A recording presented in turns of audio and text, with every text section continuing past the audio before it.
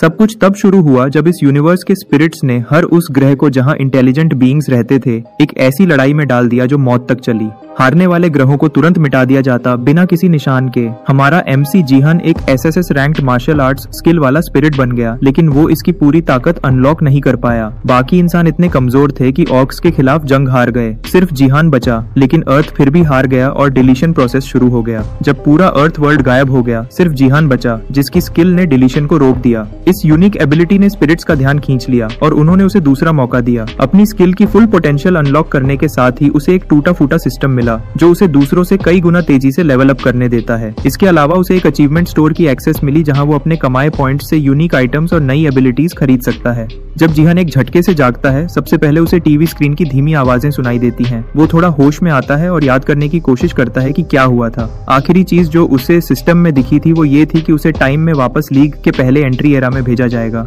वो अपने आसपास देखता है और तुरंत पहचान लेता है कि वो कहाँ है। 2020 में साउथ कोरिया के उस बिल्डिंग की छत पर जहां वो रहता था।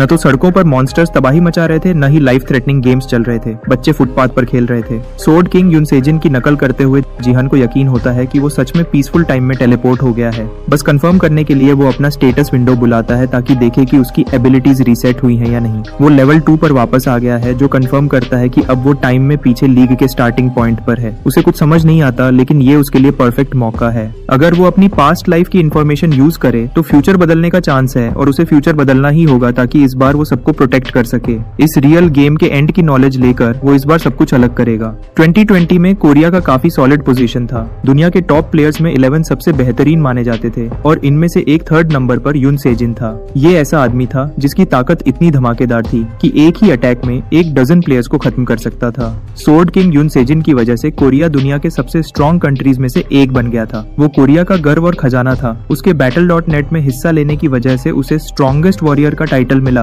और कोरिया नॉर्थ ईस्ट एशिया में हायर रैंक्स पर बना रहा। लेकिन फ्यूचर में सब कुछ ऐसा नहीं चलेगा। उसी दिन युन सेजिन ने खुद अनाउंस किया कि उसने अपना नाम बदलकर रयू रख लिया है और जापान का सिटीजन बनने का डिसाइड किया है। ये जुलाई 2020 का एक नॉर्मल दिन होना चाहिए था, लेकिन उस दिन कोरियन बैटलनेट को सबसे बड़ा झटका लगा। जीहान को हमेशा उस आदमी का चेहरा देखकर गुस्सा आता था जिसने कोरिया को बर्बाद कर दिया। युन सेजिन के जाने के बाद कोरिया में बड़ी अफरा तफरी मच गई। वो Battle.net में हायर रैंक्स से सीधा हारते चले गए और लीग के रैंक्स में तेजी से नीचे गिर गए। लोग अंधेपन में उम्मीद करते रहे कि रैंकिंग्स में बड़ा बदलाव नहीं होगा और सोचते थे कि देश में अभी भी काफी ब्राइट और प्रॉमिसिंग यंगस्टर्स हैं जो कोरिया को टॉप 20 में रख सकते हैं। इस गलत सोच की वजह से कोरिया इतना बुरा हारा। युन सेजिन की कमी पूरी करने वाला कोई नहीं आया और वक्त के साथ हालात और खराब होते गए। अगर थोड़ा और टाइम होता तो शायद बात अलग होती, लेकिन बैटलनेट बहुत जालिम था। जब स्पेस लीग शुरू हुई तब बात और सीरियस हो गई। शुरुआत में बैटलनेट एक गेम जैसा था, लेकिन स्पेस लीग ने इसे सर्वाइवल की फुल ऑन जंग बना दिया। अगर कोई गेम में मर जाता तो वो असली जिंदगी में भी मर जाता। नीचे रैंक वाले कंट्रीज में मॉन्स्टर्स भी दिखाई देने लगे और वहाँ मॉन्स्टर्स बेरहमी से उन्हें मारने लगे। युन सेजिन की बगावत और कोरिया के लोअर रैंक्स पर जाने के बाद आखिर में कोरिया तबाह हो गया। जो लोग बचे थे उन्होंने कहा कि अगर सोर्ड किंग रुका होता तो कोरिया का अंजाम अलग होता। इतना अहम था सोर्ड किंग। और सबसे बड़ी बात, जीहान इस सोर्ड किंग युन सेजिन का भांजा है। अपना गुस्सा निकालने के लिए जीहान लिविंग रूम में लगी युन सेजिन की फैमिली पिक्चर को तोड़ देता है। जीहान अभी भी सोचता है कि उसकी बहन को युन सेजिन जैसे किसी से प्यार क्यों हुआ और अगर वो अभी जिंदा होती तो कितना कुछ अलग होता। अब जब वो पुरानी बातों में खोया हुआ था, सोचता है कि पास्ट में आने के बाद उसे क्या करना चाहिए ताकि वो फ्यूचर को बदल सके। पास्ट में वापस आना तो बड़ा अच्छा लग रहा है, लेकिन अभी उसके स्टैट्स बिल्कुल बेकार हैं। अपनी जवानी के दिनों में जब स्पेस लीग शुरू नहीं हुआ था, वो अपना सारा वक्त शराब पीने और जुआ खेलने में बर्बाद करता था। उसे तब पता भी नहीं था कि उसे मिला गिफ्ट कितना कमाल का है। गिफ्ट एक स्पेशल टैलेंट होता है जो हर प्लेयर को 18 साल की उम्र में मिलता है। सिर्फ थोड़े से प्लेयर्स को गिफ्ट मिलता था और जीहान इतना बदकिस्मत था कि उसे सबसे निचला F रैंक गिफ्ट मिला। उसने अपनी एबिलिटी का यूज गेम्स में विनर प्रेडिक्ट करने के लिए किया और जुआ खेलकर जिंदगी गुजारी। तब उसे नहीं पता था कि ये स्किल कितनी पावरफुल बन जाएगी जब उसका अवेकनिंग होगा। अभी के लिए उसके स्टैट्स बहुत घटिया हैं। लेवल 2 पर होने के बाद भी ऐसा लगता है जैसे लेवल 1 प्लेयर के होंगे।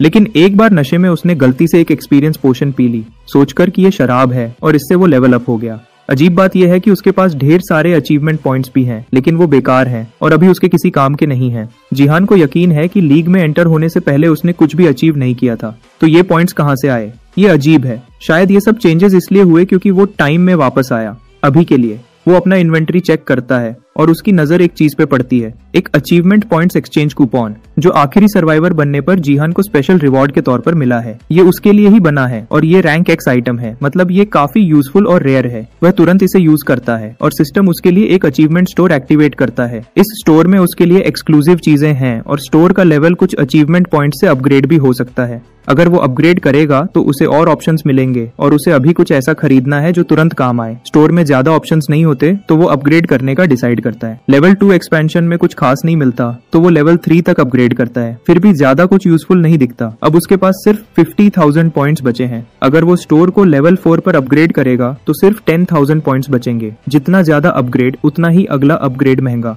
अब उसके पास दो ही रास्ते हैं, या तो अभी अवेलेबल सारी चीजें खरीद ले या फिर पॉइंट्स पर जुआ खेले और लेवल 4 पर अपग्रेड करे। वो हमेशा से हार्डकोर गैम्बलर रहा है तो फैसला साफ है। वह स्टोर को अचीवमेंट लेवल 4 पर अपग्रेड करता है और उसका रिस्क तुरंत रंग लाता है। अगला लेवल एक आइटम अनलॉक करता है, अर्जेंट रेस्टोरेशन। यह आइटम दूसरे आइटम्स को खराब स्टेट से परफेक्ट स्टेट में रिपेयर करता है। ऐसे लकी नसीब ही वजह है कि वो जुआ खेलना नहीं छोड़ सकता। जब बार बार जैकपॉट लगता हो तो कैसे रोकें। अब जब उसे ये टॉप टियर एबिलिटी मिल गई है, अब असली चीज ट्राई करने का समय है। वह पेंट हाउस के एक दूसरे रूम में जाता है और अपने थंब से एक स्पेशल एरिया अनलॉक करता है। ये यून सेजिन का प्लेइंग रूम है। जिहान को हैरानी होती है कि सिस्टम उसे अभी भी फैमिली मेंबर मानता है, जबकि रूम का असली मालिक वहाँ नहीं है।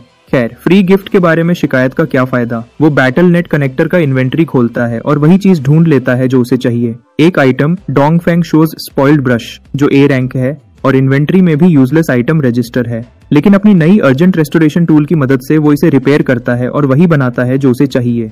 A रैंक स्पॉइल्ड ब्रश एक SS रैंक आइटम बन जाता है जो जिहान को मार्शल स्पिरिट से लिंक करने और इसकी एबिलिटी लेने में हेल्प करेगा, लेकिन उसे अपने काम की तारीफ करने का समय नहीं मिलता। एक नोटिफिकेशन पॉपअप होती है कि गांगनम ब्रॉन्ज लीग का ट्यूटोरियल जल्दी शुरू होने वाला है। सिर्फ 10 सेकंड्स बचे हैं। जब उसे अरीना में समन किया जाएगा तो जिहान के पास टाइम नहीं है। वह अपना स्टेटस विंडो बुलाता है और ब्रश से अपने स्टैट्स के साथ छेड़छाड़ करता है। पिछली लाइफ में वो दुनिया में नंबर 7 तक इसलिए पहुंचा था क्योंकि उसकी एक एबिलिटी ने उसे मार्शल सेंट बनाया। यह यूनिक स्टेट उसकी स्ट्रेंथ, एजिलिटी और HP को मिलाकर एक स्टेट बनाता है जिसे मार्शल पावर कहते हैं। ब्रश को इसलिए यूजलेस समझा गया था क्योंकि वो खराब था, लेकिन रिपेयर करने के बाद जिहान इसके साथ अब वो अपना अवेकनिंग शुरू कर सकता है। वो लिखना खत्म करता है और साथ में काउंटडाउन भी खत्म होता है और उसे फोर्स के साथ बैटल नेट लीग में लॉग इन और समन किया जाता है। इस ब्रॉन्ज लीग ट्यूटोरियल का मिशन सर्वाइवल है। प्लेयर्स को कॉलिसियम के मॉन्स्टर्स के खिलाफ 100 दूसरे प्लेयर्स के साथ सर्वाइव करना है। जब आधे प्लेयर्स बचें तब सर्वाइवल गेम खत्म होगा और विनर्स डिसाइड होंगे।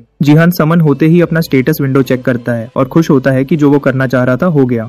जिहान ने मार्शल पावर स्टेट अनलॉक कर लिया था और इसकी वजह से उसे रिवॉर्ड में 1000 अचीवमेंट पॉइंट्स भी मिले। ये उसके ultimate goal nameless divine art हासिल करने का बस पहला कदम है और इस अपग्रेड के साथ वो ब्रॉन्ज लीग को आसानी से क्लियर कर सकता है। सिस्टम उसे चेतावनी देता है कि वो बैटल नेट से बिना कनेक्टर के कनेक्टेड है, तो इस वजह से गेम में उसे 100% पेन फील होगा। जिहान को ये पहले से याद है। जब स्पेस लीग शुरू नहीं हुआ था तब ट्यूटोरियल पीरियड में लोग कनेक्टर्स खरीदकर पेन कम कर सकते थे। उसके ब्रदर इन लॉ यून सेजिन एक हाई एंड कनेक्टर यूज करता था जो पेन को 99% तक कम कर देता था। जिहान प्लान करता है कि बाद में उसका अच्छा यूज करेगा, लेकिन अभी उसे बिना कनेक्टर के ही काम चलाना है। गेम में अचीवमेंट मेन्यू खुलता है और उसे एक लिमिटेड क्वेस्ट दिखाई देता है। उसे ट्यूटोरियल में नंबर 1 आना है और रिवॉर्ड में 1000 अचीवमेंट पॉइंट्स मिलेंगे। यह क्वेस्ट उसकी पहली जिंदगी में नहीं था, लेकिन मार्शल पावर की मदद से इसे क्लियर करना उसके लिए आसान होगा। गेम शुरू होता है और नोटिफिकेशन आते ही कोई उसके पीछे से तलवार उठाए भागता हुआ आता है। इस सरप्राइज अटैकर को लगता है कि वो इस अटैक से इस न्यूबी को ऑफ गार्ड पकड़कर आसानी से मार देगा, लेकिन वो हैरान रह जाता है जब जिहान उसका अटैक सिर्फ 2 उंगलियों से रोक देता है। वह अपनी तलवार वापस भी नहीं खींच पाता और जिहान उसकी तरफ मुड़ता है।